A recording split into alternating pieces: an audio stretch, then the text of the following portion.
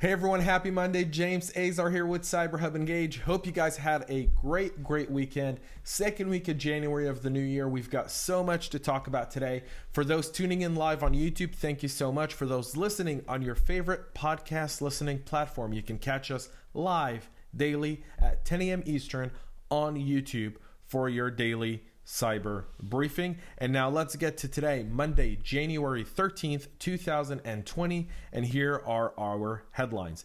A severe Citrix Flaw proof of concept exploit code has been released. Hackers increasingly probe North American power grid, and the results are a bit surprising. A Texas school district falls for email scam, hands over $2.3 million of our hard-earned taxpayer dollars. And Sodinokibi ransomware publishes stolen data for the very first time. And now for your daily cyber briefing brought to you by our friends at CyberHubUSA.co. Make sure you check them out, CyberHub USA, for their virtual CISO services, auditing, cyber program development, and cyber awareness programs. Go to CyberHubUSA.co for a lot more information and supporting our sponsors. Now let's get into today's trending stories, one that's been on your Twitter feed all weekend long. Technology giant Citrix says it's racing to develop patches to fix a severe flaw in its software, for which proof of concept exploit code has now been released. Security experts say tens of thousands of organizations are at risk from the flaw, which was first disclosed last month and which could give attackers remote access to corporate networks.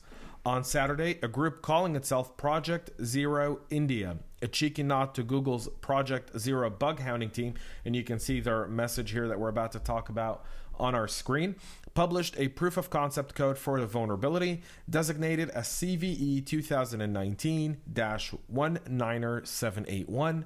The directory traversal flaw has been presented in Citrix's code for nearly 6 years, but only came to light, at least publicly, in December of 2019.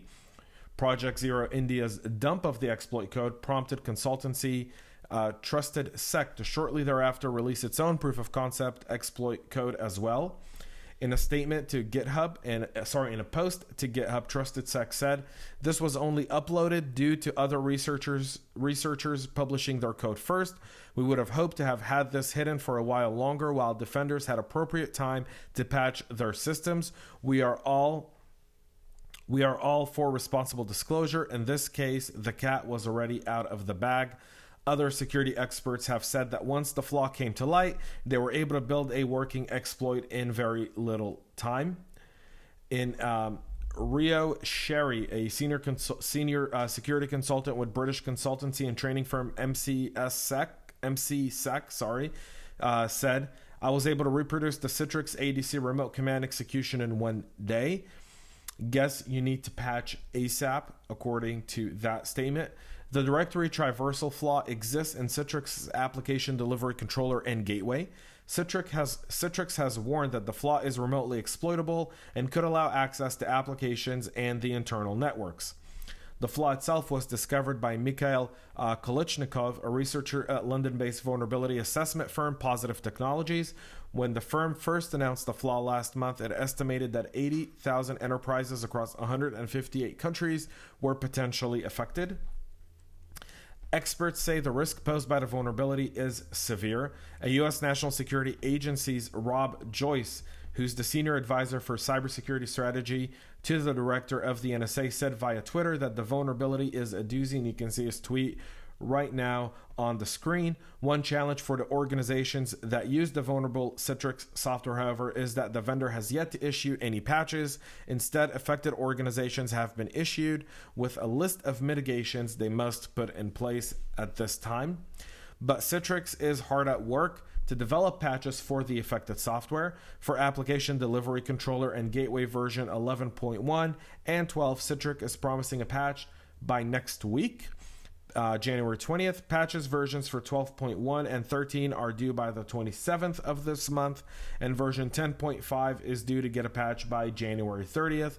So Citrix is expecting that their patches will be ready to go by the end of this month, within a week to 3 weeks. Citrix CISO Furman G. Cerna wrote in a blog post on Saturday, "We are currently working to develop permanent fixes. As with any product of this nature and consistent with our policies and procedures, these fixes need to be comprehensive and thoroughly tested." So if you're operating in an enterprise system with Citrix, make sure you're taking care of your mitigation. We'll have plenty of links available on our Twitter page and on our website at cyberhubengage.com, where you can see some of the mitigation tasks and some of the links to other stories that talk about what other practitioners are doing. If you have a practitioner way of solving this and you want to share it with the rest of the globe, you can obviously tweet at CyberHub Engage. We'll post that out there, or you can just contact us via our Contact Us page, and we'll get it out in an emergency bulletin to our subscribers on our CyberHub Engage newsletter. Before we move on to our next story, we'll be in Dallas February 4th for a live audience podcast recording. So if you're in the Dallas, San Antonio, Austin area, make sure you tune in. Join me, Mark Hopp, the CISO at DataBank, and Patrick Benoit, the BISO at CBRE, as we get on stage and take your questions and have interesting discussions around auditing and cybersecurity business programs and so much more. You can do that as well. If you're a CISO, you're able to apply to attend to join us on February 5th for the CyberHub Engage CISO Roundtable. This will be our third in the nation in the last quarter. Our first two were here in Atlanta, and this will be our first in Dallas. It's 20 to 25 CISOs. Our topic is, it's great that you have an incident response plan for your business, but do you have one for your career? So join us for that interesting discussion for CISOs on February 5th in Dallas. It's a private roundtable. Apply now at cyberhubengage.com, and we'll get you confirmed to attend this event. And now to our next story, and kind of a good news alert. So we're going to give it a good news alert because there's a good ending to the story. It's going to start scary though. Hackers have been demonstrating fresh interest in the North American electric sector's network and computer infrastructure, security researchers warn. But experts also say that the sector is increasingly well prepared to identify and repel attackers, and that launching disruptive or destructive attacks remains a difficult, laborious, time-consuming, and geopolitically dangerous process for nation-state hackers. The potential threat posed by attackers, however, continues to increase based on increasing reconnaissance of electric sector networks, says industrial cybersecurity firm Dragos. It noted that 11 of the approximately 30 hacking groups that it tracks, which targets critical infrastructure sectors and industrial control systems, now appear to have at least some focus on the electric sector in North America. Such group include Zenotime, which originally targeted oil and gas company, including launching Trisis, aka Triton, malware against an undisclosed oil and gas firm in Saudi Arabia, before expanding its focus to targets in the US, as well as across Europe, Australia, and the Middle East. Another group now focusing on the North American electricity generation sector is Magnelium, which since 2013 has been tied to attacks against energy and aerospace firms. The imperative for electricity providers, as well as the broader critical national infrastructure, including any organizations that operate ICS or supervisory control and data acquisition systems, remains the same. Experts say, and we also agree, be prepared. All power grid operators must ensure they have their defenses in place against the latest types of online attacks, including the latest malware, not least because wiper and blended attacks have previously been leveled at utility companies globally, with specific examples being in the Ukraine and other parts of Southeast Asia.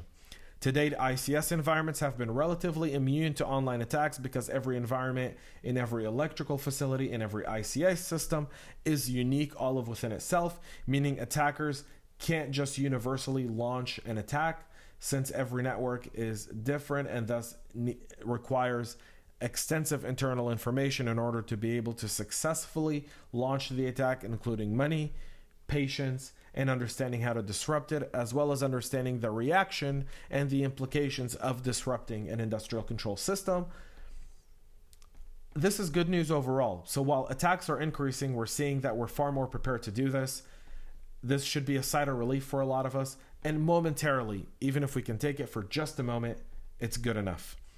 We'll move on to our next story, and a sad one. at that, a successful phishing scam has left the Texan school district $2.3 million of hard-earned taxpayer dollars out. Last week, the Manor Independent School District in Manor, Texas, set an inquiries underway to track down the cyber criminals responsible for the fraudulent email campaign. Phishing emails were sent to the organization in November, leading to 3 separate transactions taking place. An employee uncovered the scheme a month later, leading to the Manor Police Force and the FBI's involvement. However, the natures of the emails and who fell for them hasn't been published yet. The Manor Independent School District serves over 9,000 students. In a release, the school district said that an investigation is ongoing and there are strong leads, but law enforcement is requesting any information others may have to track down these cyber attackers. At this stage, it is uncertain if the money can be recovered.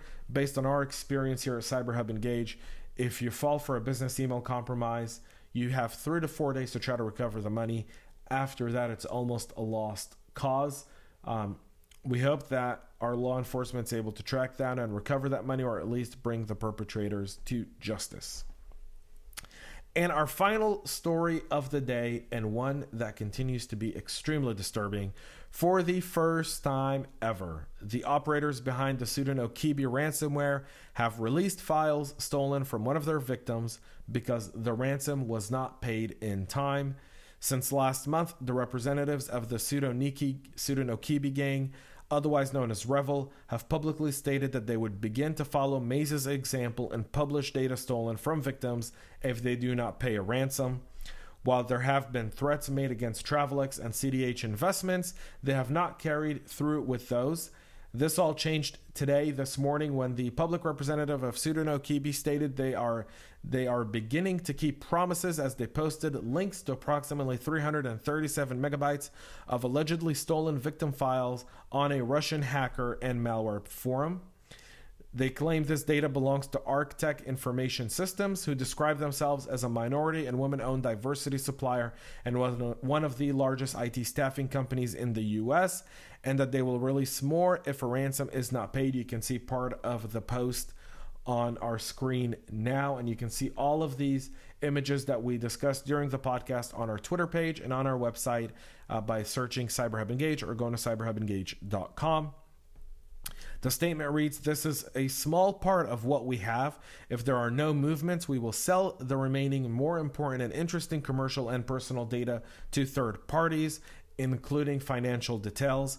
At this time, ArcTech's website is down, and it is not known if it is due to this specific attack." As we've been saying over and over again, folks, ransomware attacks need to be treated with transparency and as a data breach. I don't necessarily agree with that. Sometimes it's better to keep them quiet and allow yourself time to recover. These ransomware gangs are now using these no different than how the drug cartels kidnap people and send you body parts in the mail to let you know they're serious about this. This is a identical type of move here. By trying to hide these attacks, allegedly the theft of employee, company, and customer data are not only risking fines and lawsuits, but also putting personal data at risk. Here's the thing. I'm against paying ransom. I think that when you do that, you set a bad example. I understand that some businesses have no choice but to do that at times, but if you can avoid doing so, you shouldn't do it. And I think the less people pay, the less likely these gangs are to continue to exist and invest in malware, and they'll look for other vectors of attack, but at least we can get rid of ransomware. With that being said, that's it for your daily cyber briefing today. Make sure you check out our roundtable and live podcast recording February 4th and 5th in beautiful, lovely Dallas, Texas. And make sure you can subscribe and set up your alerts, ringing the bell on YouTube to get alerts every time we go live. That's it for your daily cyber briefing today. My name is James Azar. Have a great rest of the week and stay cyber safe.